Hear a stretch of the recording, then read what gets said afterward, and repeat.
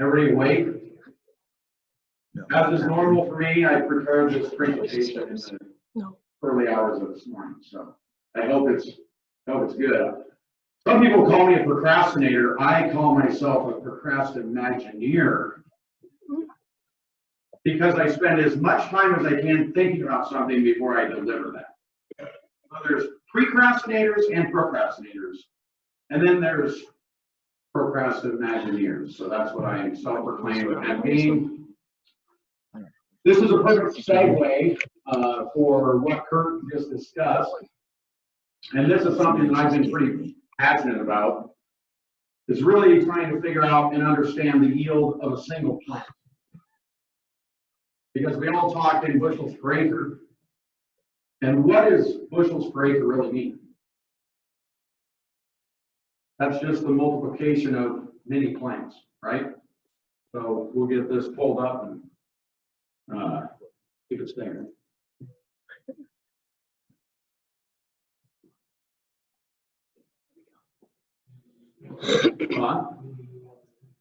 No, I put it on thing. There it is. So building the perfect ear. So here's an illustration of an ear of corn. This ear of corn is 20 kernels around and 50 kernels long. How many people have ever produced an ear like that?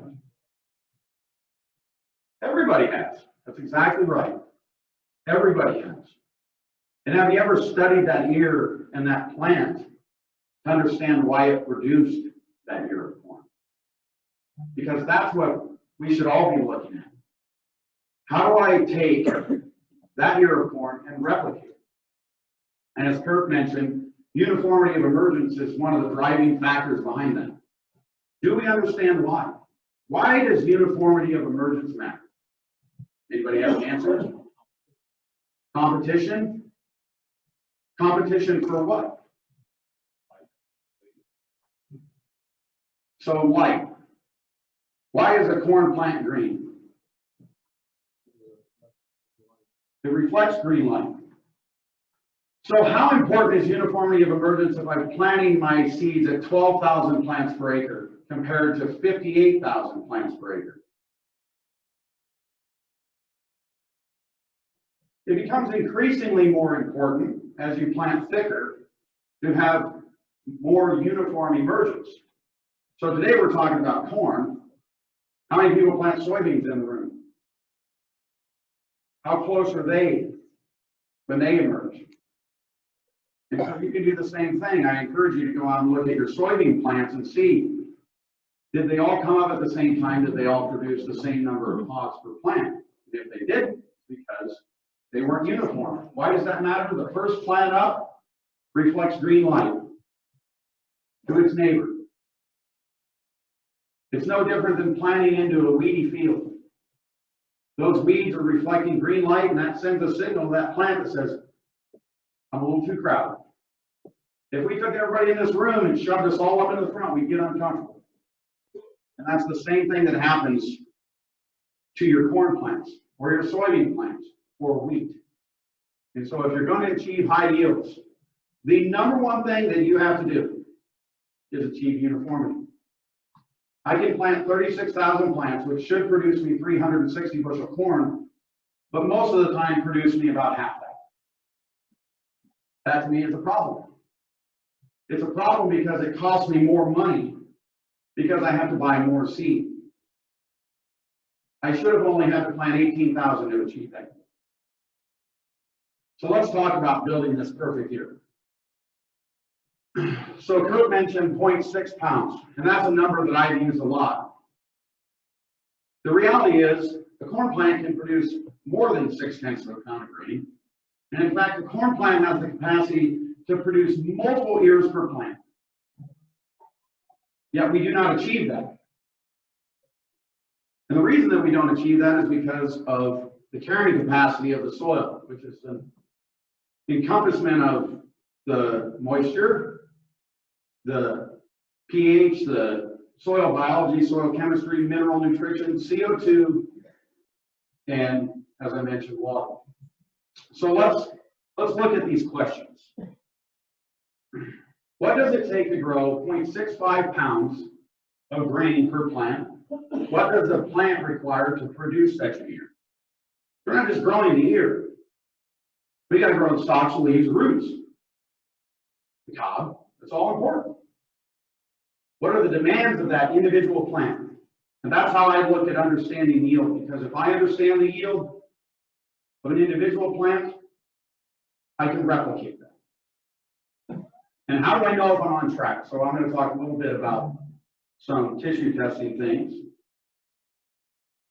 So again, as I mentioned, the genetic potential of corn is only limited by the carrying capacity of CO2, H2O, and mineral nutrients, and when grown in soil, the biology and the chemistry. So what is the genetic potential of corn? On a per acre basis, it's whatever you can get beyond the carrying capacity. There is no genetic limitation because it's only a function of getting the water and the nutrients and the CO2 into that plant. It could be 2,000 bushels per acre if you can multiply it to get to that point. What is the genetic potential of a single plant? 0.6 of a pound? What if it put on 3 years at 0.6 of a pound? But let's say it's 0.65 pounds. And now all you have to do is figure out how to grow as many plants that can produce that yield. And that is the genetic potential of your acre. And that's really what we should be looking at and understanding is the carrying capacity of the soil. Because the carrying capacity of the soil governs the yield that you're going to experience on that acre. And the acre is just the measurement that we reference. But carrying capacity exists everywhere in nature. From trees to coyotes to lions to humans. You only have so much population before something happens. So for a number of years, I've always gone out and I've planted population trials from 18,000 to 56,000 plants per acre.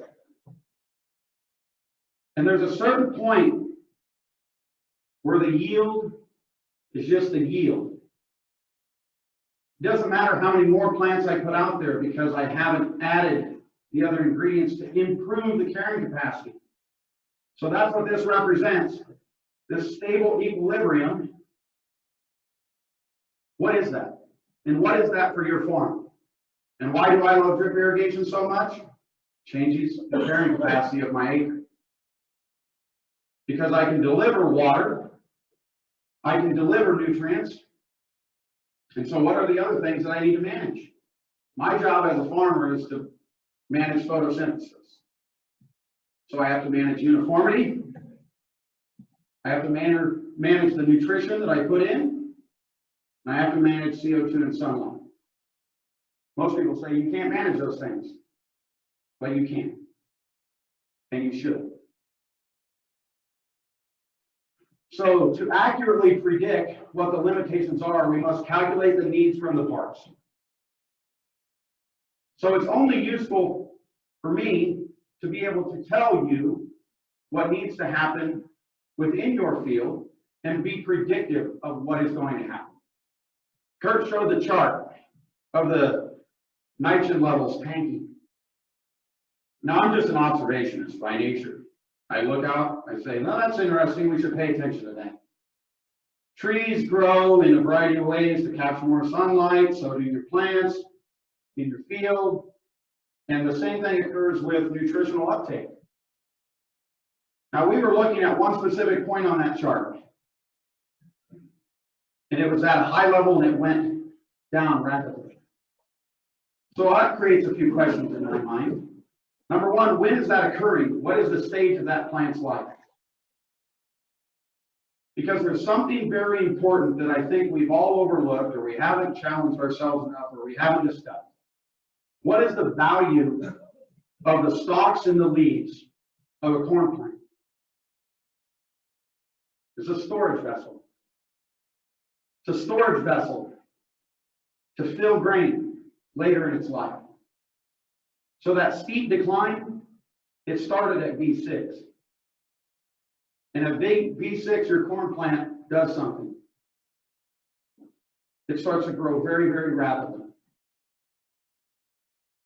So if you're going to maintain the trajectory to get enough nitrogen into the ear, that's a different number. When do you need to be applying that nitrogen? Way before it ever gets to that point. And if you hit that decline, what can you do about it? Because you're never going to have enough nitrogen to achieve that yield if you set the stage with uniformity. So let's calculate this. What does it take to grow this single plant? Like I said, whether it's 100 bushels per acre or 1,000, if I'm expressing maximum genetic potential per plant, it's the same. It's just a multiplier of how many plants you have out there based on the carrying capacity of the soil. Some areas of your field may not have the ability to produce 400 bushel corn. And that's okay. But every kernel of corn that I buy costs exactly the same money in that day. So what I want to do is get maximum genetic expression out of every kernel that I purchase. Even though my yield is variable, my ear weights should not be. So let's grow one plant. Because like I said, if we can grow one plant, then we can grow as many as we desire. But we have to become masters of that single plant. So let's set a goal to raise maximum yield on one plant. So what is that? 1,000 kernels? We've all seen it. How did you get it? Let's say that that maximum yield is 0.65 pounds of grain. What does it take per plant to achieve that? So it says in pounds. The only one that is not is water. That is in gallons. So what has always been missing in my book is I have to understand carbon. I have to understand how much carbon can I build. And you can see the weight of dry matter, which is really just carbon tied to hydrogen and oxygen and other stuff. So if I have 1 pound of plant in this example, of which 0.65 of that is grain, the balance being the stalks and leaves, what are the other nutritional components that I need?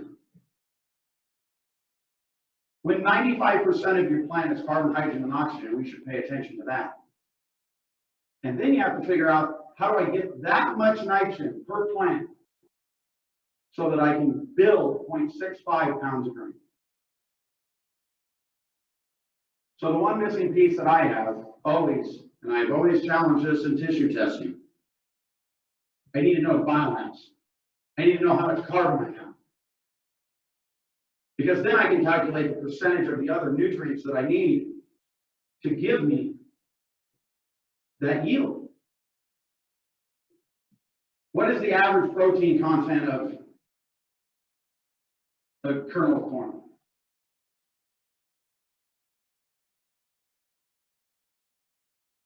Say it's around 8%, just for the sake of argument, which is somewhere in that neighborhood, right? 8–9%. If I take a number 6.25, that'll tell me how much nitrogen I have. Anybody ever wonder why they told you to put on 1.1 pounds of nitrogen per bushel? Well, if you do the math, that gives you 1.26. That was pretty close, right? Does that produce all of the plant that you need to get the yield that you want at the end? And so nitrogen is one of those nutrients that will move in the plant. And remember that nitrogen is a constituent of all the building blocks that are in that plant. All of the amino acids that build the proteins, that build the plant structure. So if I don't have enough nitrogen, can I build the plant that will produce the yield? And when I see those charts where we tank, am I building the factory? And the answer is no. You have to be able to put those nutrients into that storage vessel so it will move into the grain. How many people have seen the nutrient uptake charts? Where you see, okay, here's, and then all of a sudden V6, it ramps up, then we get into reproductive. And they're kind of confusing because there's a subset of those values where it's being redistributed. That redistribution is very important. How many people have dealt with logged corn? I have. Not that much fun. Remember that that's the storage vessel, and the ear is the sink. That's where all the stuff is going to go. If they can move those nutrients, they will. So if you don't have enough in the plant, which means excess, you won't ever achieve that number. So a few questions, because I just question everything. It's really irritating for most people because I don't know if we have the right answer. So I want to challenge what we're looking at. So what else do I need to know? So I call it the starting kernel. That's the seed that you buy. Anybody ever wonder if that starting kernel actually had the right stuff in it to do what it needed to do? Because all the data that everyone's showing me says, no, it doesn't. It doesn't have enough zinc, and it doesn't have enough boron, and it doesn't have enough manganese, and it doesn't have enough potassium, and it doesn't have enough phosphorus in that starting kernel. So if my starting kernel was wrong, how can I expect my end kernels to be right? And if the starting kernel is wrong, then that means my uniformity is wrong, and I should never expect the yield that I desire. So what if we miss those nutrients? And do we assume too much in thinking that that kernel of corn we just planted had the ability to produce the yield that we want? So this is something that I'm working pretty diligently on, is to understand the variability that exists within the seed. And then how do you fix that? Because it doesn't really matter if you say, yeah, it's all wrong, if you can't fix it. Well, why do you think there's been a lot of success around zinc? Do we know what zinc does in the plant? Well, zinc is really, really critical for germination and the enzymatic processes that occur there. If you don't have enough zinc at the end, your seed doesn't have enough zinc. Period. You got to fix that. Because that will set the stage. And if you don't set the stage, don't expect to have higher yields at the end. So if the kernel has those ingredients, let's say we fix that. Let's say that we went and we shored all that up. Now it still takes all the plant to build that seed at the end. And then how many kernels per acre do I need to plant to achieve that target yield? Because that's a mathematical equation. You shouldn't go out and plant 24,000 and think you're going to grow 600. It just doesn't work. And does my planter have the capabilities to allow the kernel to express itself if it does have everything that it needs? So the starting kernel, is it on target? This is a sample from Kelly Garrett, and we did a grain sample, and this is looking at crop removal, but it's also giving you a little bit of an indication of what you might have or might have missed. This came from Waypoint. So if I look through this, and I look at some of the reference values that they have, which, I got to grill Oscar about, where do these things come from?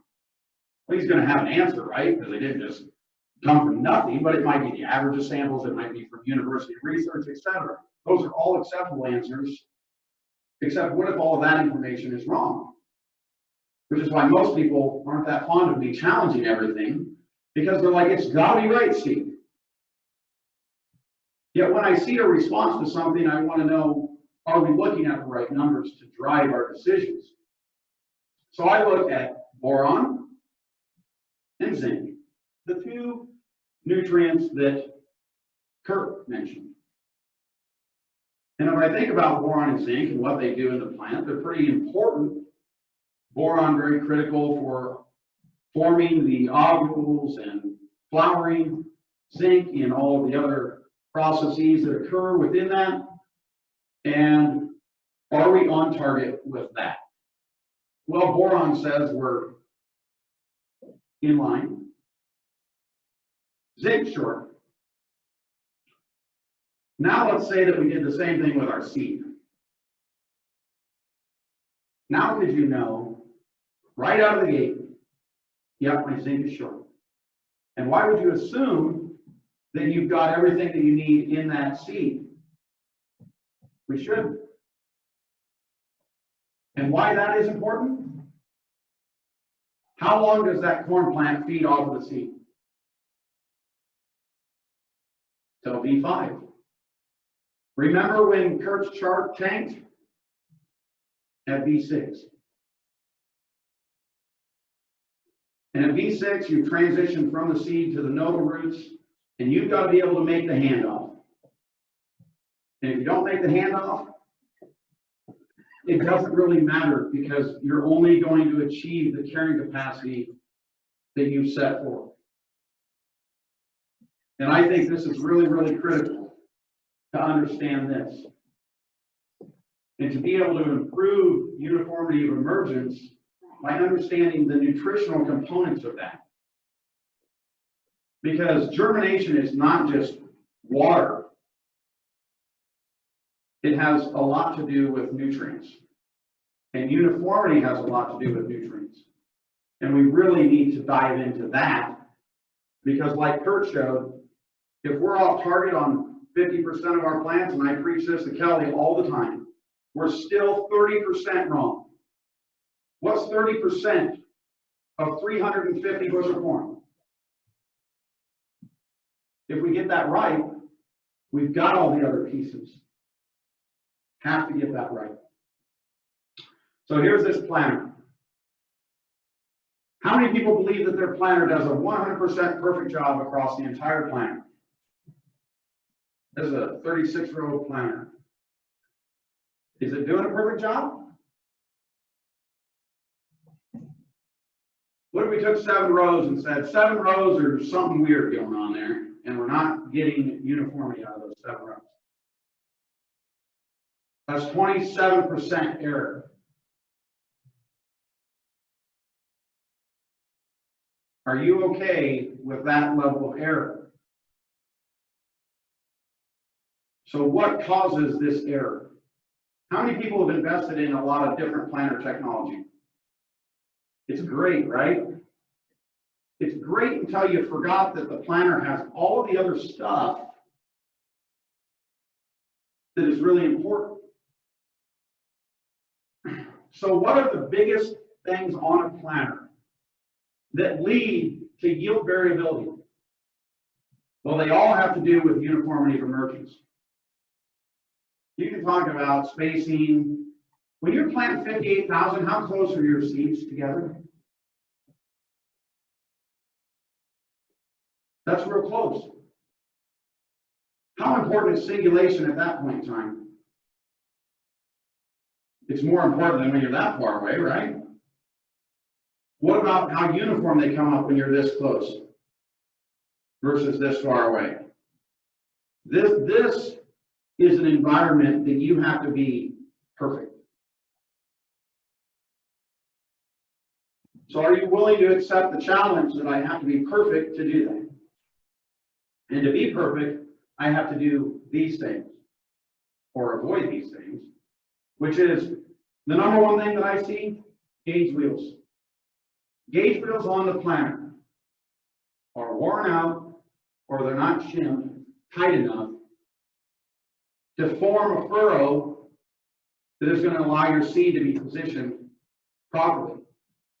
Now imagine that I have a 1/4 inch space in my gauge wheel and you're planting along and those wheels are rolling. What's happening on the inside of that wheel? There's a scraper that's peeling soil off the disc opener. There's some dry soil in there, and then where does that soil fall? If you have a gap in your gauge wheels, that soil has now landed in your furrow. The number one thing that everyone needs to do is make sure your gauge wheels are doing their job. If I change the depth of that furrow because I have some soil that fell off on my gauge wheel and went into the furrow, what happens to your uniformity of emergence? You can have a down pressure system, it doesn't know that there's soil spewing into the furrow. Has no idea. It has contact on the gauge wheels, it's maintaining the right amount of down pressure, and we're just throwing soil back in there. When you dig in a furrow, and I've got a lot of customers, and I don't know why I deal with them, but they're like, I won't dig. And I'm like, how can you not dig? They're like, I can't find the seed. I don't care if you can't find the seed. You can find the furrow. Because if your furrow is formed right, then your seed should be placed properly. I hope you can find the seed. I mean, take a little time. It's not that hard. The number two thing, depth adjustment is not the same across the planter. How many people go and say, yeah, 3-2, that's where I plant. Call my neighbor, where do you plant at 3-2? Not the same. The depth adjustment is variable across the entire planter because there's variability within the machining of the planter and there's variability within the wear of the planter. So you have to know where the planter sits to maintain that. Now there's some cool technology that's coming out that's going to say, I'm going to adjust the depth to find moisture, which is what really matters. But before that, you got to make sure that your depth is uniform. Variability in down pressure. If you're not running a controlled down pressure system, how many people are still running airbags? An airbag is just one big shock absorber. So as I apply more weight here, or weight lifts it up, it moves that to the next row over. What's that do to your depth? What's that do to your furrow formation? Disc opener deviation. So my dad is as tight as bark on a tree. I mean, he's like, keep everything. So I'm always tearing off these disc openers. He's like, oh, those are good. And I'm like, no, those are terrible. He's like, look at how good they are. And I'm like, they're not the same. And disc openers are cheap. I want to start with the same. David Hula will tell the story that he stops in the middle of the season and changes out his disc openers. You got to have the other pieces of the planter right. And stop relying so heavily on the technology. The technology is great. But we've kind of become a little bit complacent that once I got the technology, I can do no wrong. Kurt, that earboard, there were different technologies on there, correct? What was the bottom one? That was an air system. Was that on a Deere or Kinsey? I was trying to remember back to that day. And then there were springs, and then we had Delta Force, right? So if you have hydraulic down pressure that's managing things properly, but you're still seeing deviation, you should raise the red flag and say, whoa, there's something wrong. If the planter is telling you, hey, your down pressure is a little wonky here, you should stop. You got to pay attention to the tools, but they're only as good as the person sitting in the seat of the cab. And it can be challenging, and it can be aggravating. But if I have some subset of my rows that aren't doing their job, am I going to be off 30% of what I expect? And that happens time and time again. Soil formation.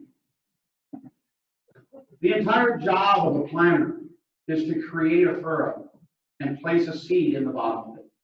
Not on the side of it, not 3/4 of an inch up, not sitting on top of some dry, crumbling soil, down at the bottom of moist soil, sitting firmed into the bottom of that trench.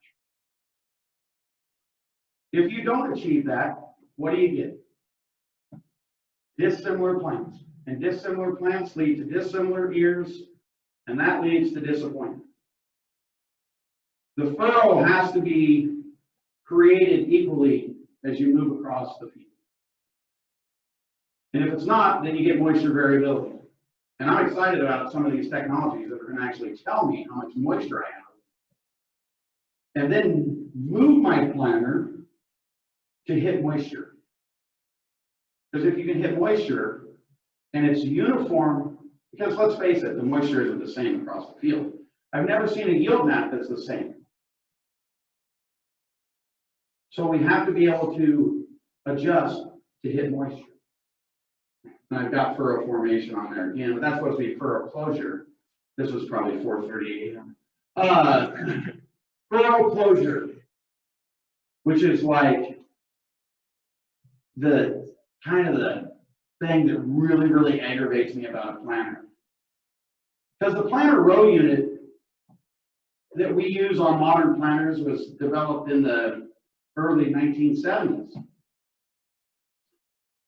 And that planter was designed to plant into what kind of terrain? Tilled ground. So the closing system is designed around tilled ground. And to me, that's a problem. And I think this is something, again, furrow closure that needs to be addressed, because if you have the wrong density within the furrow closer, or it's not closing, you're going to have dissimilar plants. How many people would raise their hand and say, I'm so happy with my seed bill, knowing that I wasted 30% of that seed, or I didn't get what I expected out of 30% of that seed? No takers? Me either. I want to get 90%, 100% of the genetic expression out of that seed. So on our farm, if I have an average seeding rate of 27,000, my expected yield, on average, is 270 bushel. And if I don't achieve that, that's on me.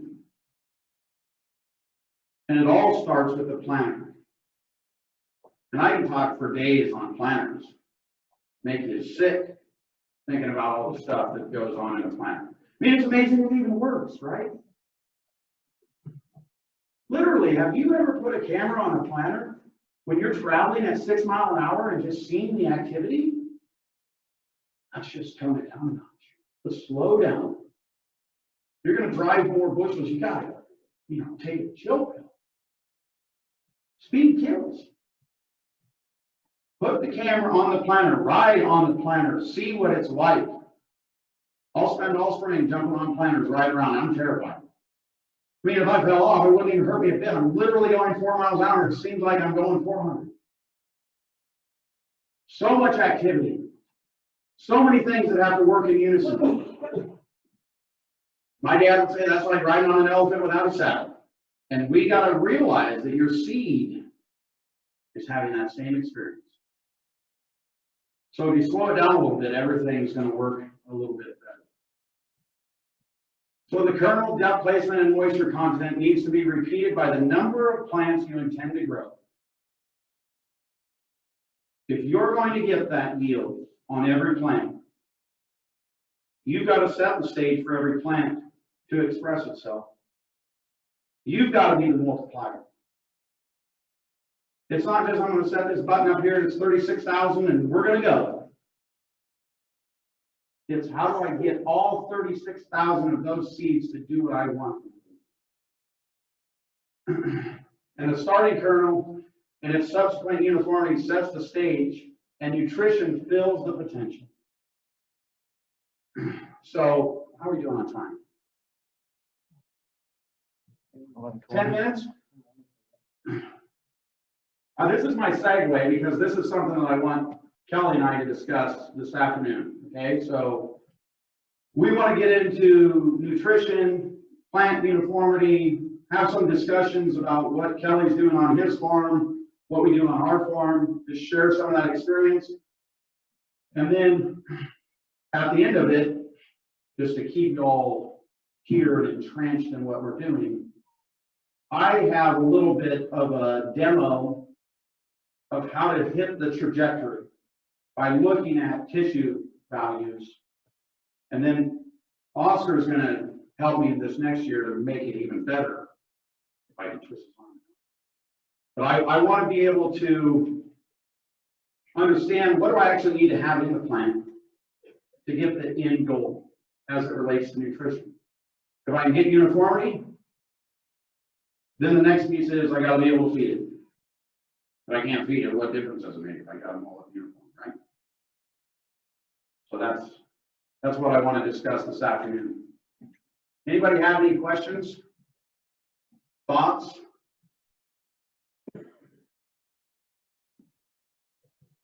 Yes, sir. You were going on calculating the amount of carbon.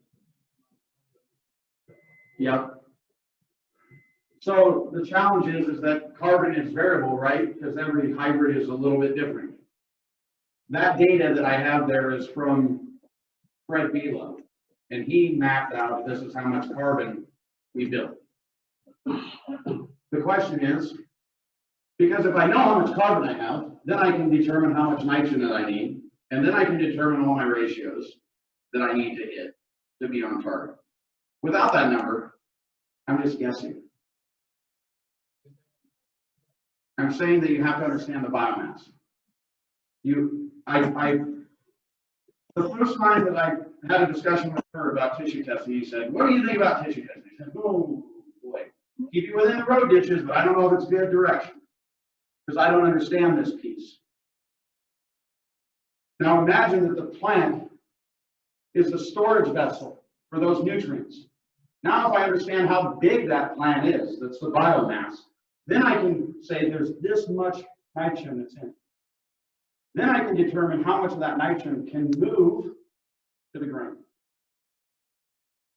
That's what we're missing.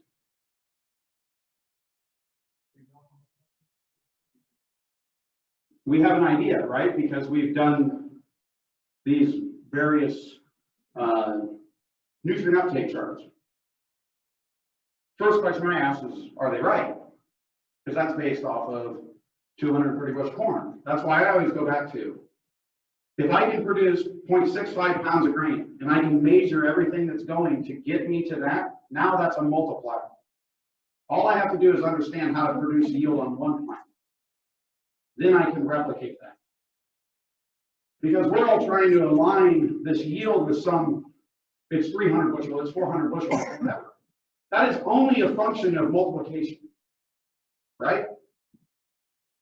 If I produce a plant that has 0.3 of a pound of grain on it, that plant will, it might be huge vegetatively.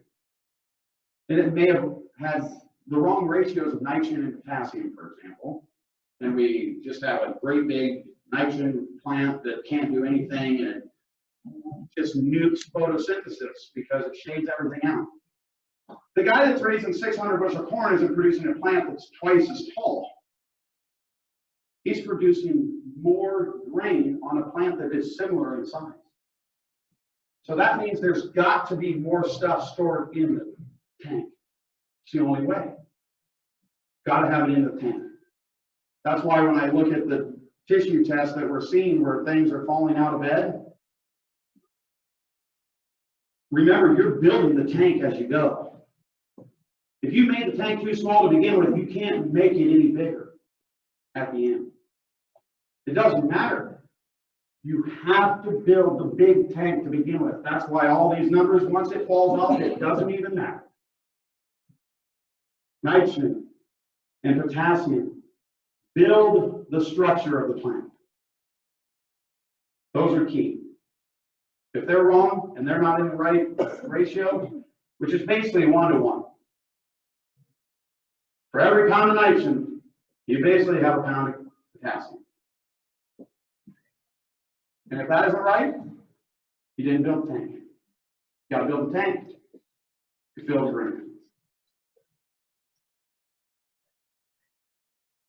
Yes, sir. When you take 60% portion, you get 105 per million, how do they get from a 60% value all the acres that almost start? The only way that I see it is you have to multiply it by the rest of the land. That's the whole challenge. I would like to look at the deal on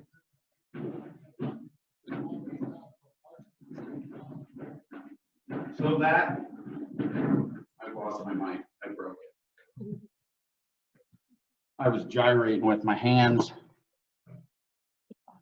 Does it work? It's giving a little feedback. All right. So the way I understand it, and I could be completely wrong, is that that was a biomass assessment. Just like what, you got to measure the whole plant to understand how much is in the plant. That makes sense? Precisely. That's what he did.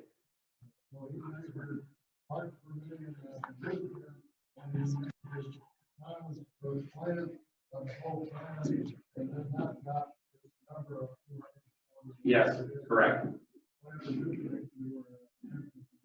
Yeah. That's what we have to do, which is not that great, right? Because that's a lot of work. And it's a lot of work for the lab. They're over there like cringing like,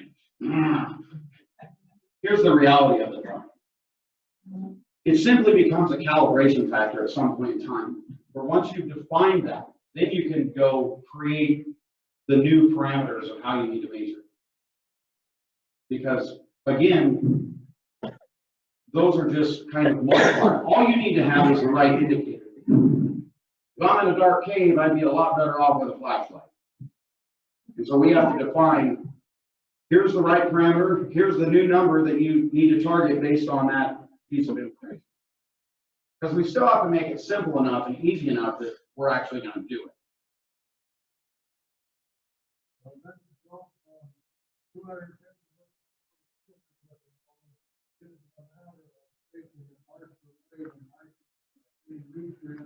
To proportionally that much higher, it's a matter of producing a mass that has that amount of nutrients. Correct.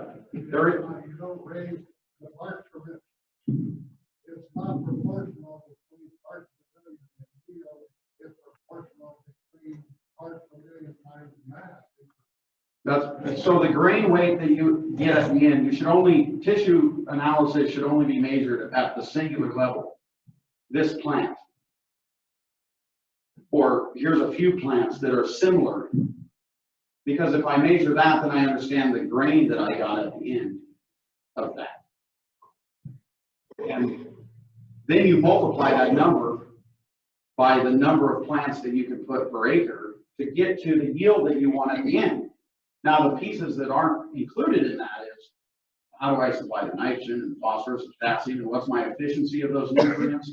Are there bugs, biology, and the herd in the soil that can give me some reprieve for just having to go buy a bunch of minerals? You know, fertilization is the art of putting salts in the soil so the plants can try to dodge them. And that's the reality of it. You've got to have all of these other biological systems that can make that happen. Now, when we go over apply these nutrients, what's the work that the biology needs to do? You've taken away their job. And everything that I've ever noticed in nature is lazy. Cattle walk the same path. They don't go find random other paths. They just walk the path of least resistance. Human beings do the same thing. And your bugs in the soil will do the same thing. If they're not needed because of the system that we've created for them, how are they going to ever flourish if you keep doing the same thing? I need somebody to explain that to me. I love the idea. I hope that we can have a system where all of the nutrition is built within the soil. I hope that happens, because that will be a more natural process. but I want to see it.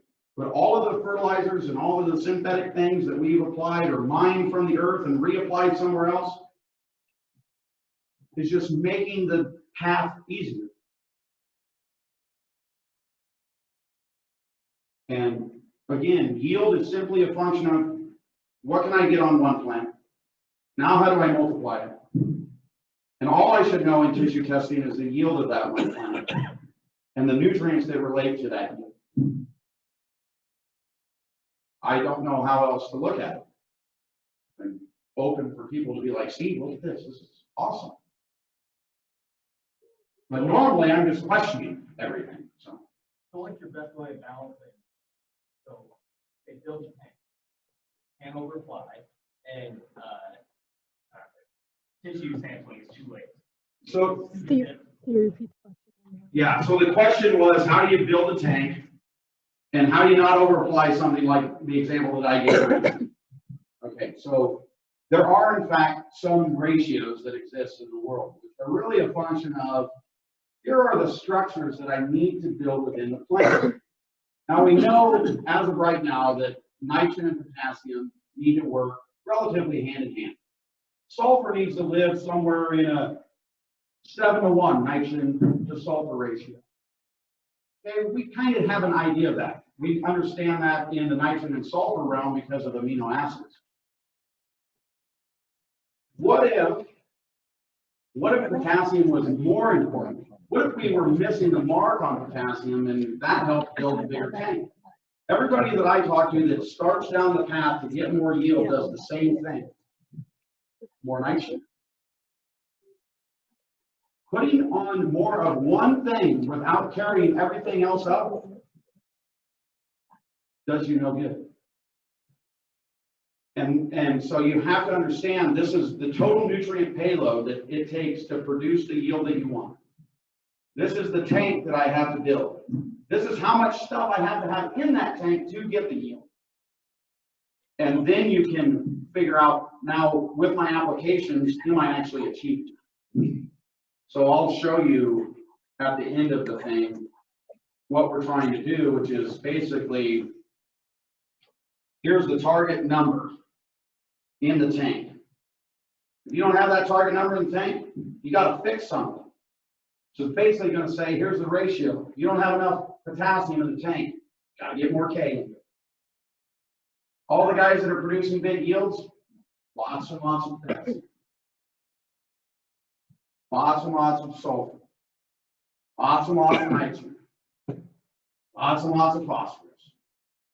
Lots and lots of everything. So then if you're putting on lots and lots of everything, you're not getting the yield that you want. You get the stand that you want. That's where it has to start. But I think we'll be able to give you some indication of here's what it takes to build the tank. Yes, sir.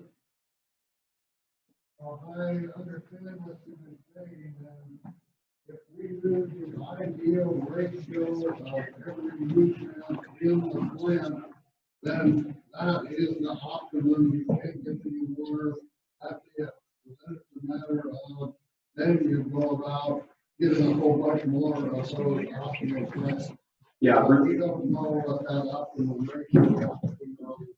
Well, I think we'll get an idea if we build. So the question was, if we have the right ratios, we'll be able to build this thing. And so that's right. I mean, if you're feeding cattle, you got to give them the right mix of ingredients to get the yield, right? The corn plant is no different.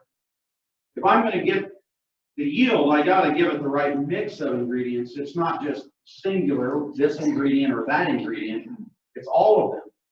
So if we go back and we measure a single plant and the yield, let's say that we obtain the target yield of 0.6 of a pound of grain, what does the nutritional profile look like? Then you'll have an understanding of the ratios. Then you replicate that, which is way easier to say than actually do. Yes, sir. So timing and placement are critical. And I just pay attention to how a corn plant grows. So a corn plant grows from seed to V5, then it changes to nodal roots. I was in the ground rest with Pioneer, and everyone always said, man, the corn looks ugly, and I always said, it'll be fine. But that was a lie. It was okay, no one knew any better. It did come out of it, and it all got green, and when you drove down the road, it looked green. The reality is, that costs you yield. But everyone was fine. We're like, oh, that was 180 bushel corn, that's great. And it could have been 300. So the timing has to be based on building the tank. If you don't have enough nutrition out there that is easily accessible in close proximity to that plant, because it's got teeny tiny little roots that are going to come slurp that up. If you don't have that in the right place, you can't build the tank. And you've got to get that timing right. Doesn't do you any good to be at V8 and have missed it because your tank's already smaller. And plants, if they're balanced, they don't necessarily grow taller, they get thicker. They stack more stuff in the stalk. If you have great big tall plants that have elongated nodes, a lot of times that's an indication that something's out of balance.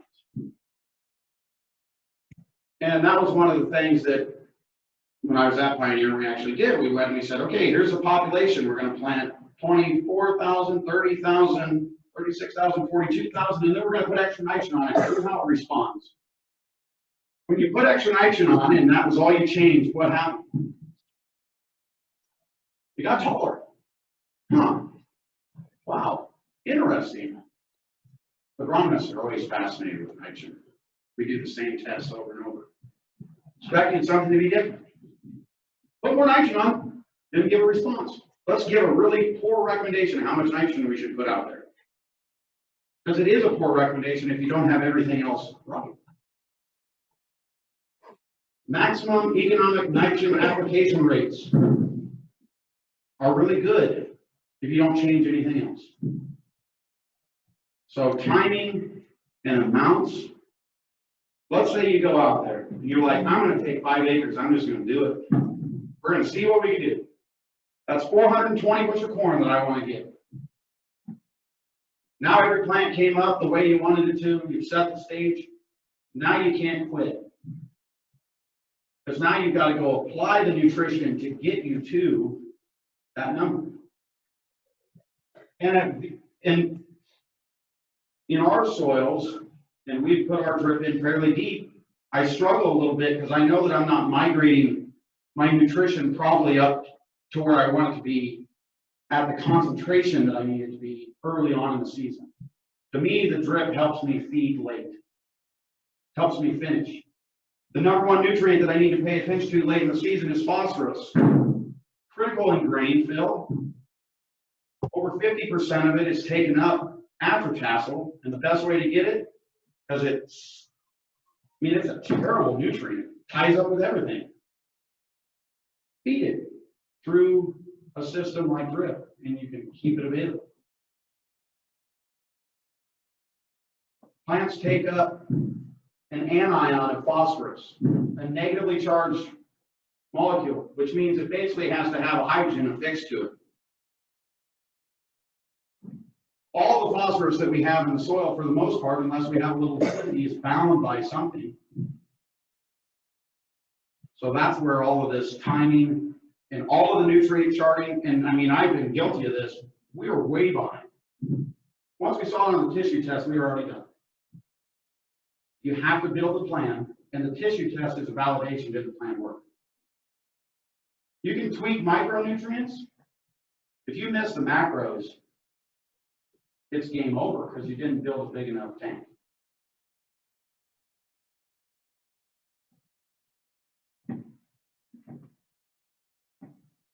Any other questions? All right, thank you guys.